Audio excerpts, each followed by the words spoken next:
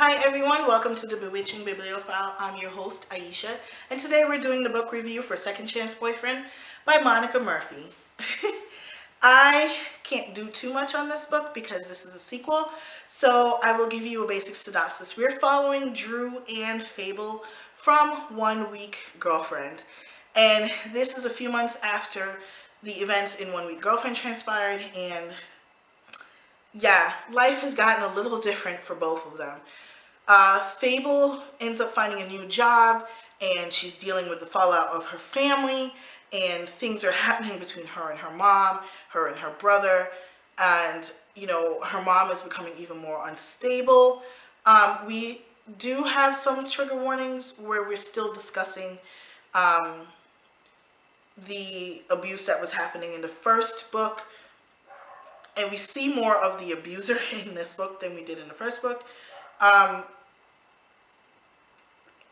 We do also see Drew, who's still struggling with school and his parents' expectations of him, and the deteriorating relationship he has with his friends. I love that Drew takes a stance and does something for himself in this book. And then, of course, their relationship begins to progress.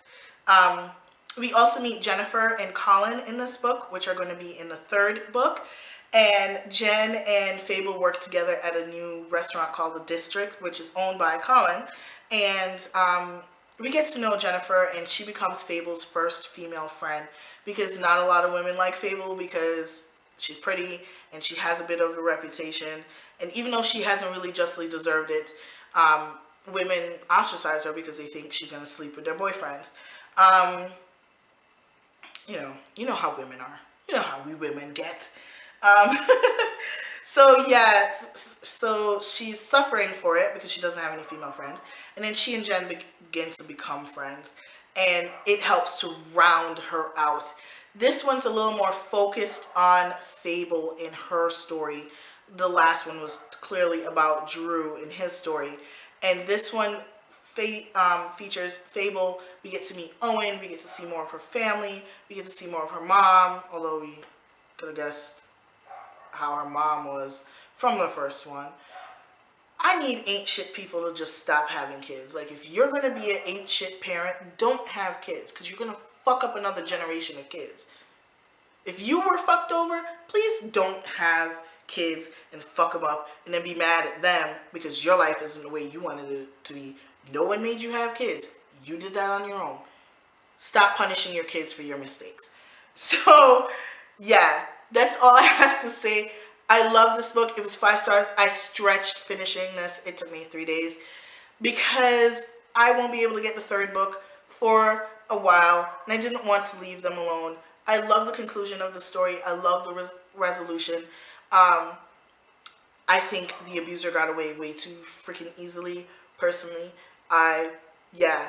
But at the same time, the abuser, despite the fact that their victim was getting away, still attempted to manipulate their victim, even though they were getting away from them. I just... Monica wrote a wonderful book. I think she handled the subject perfectly.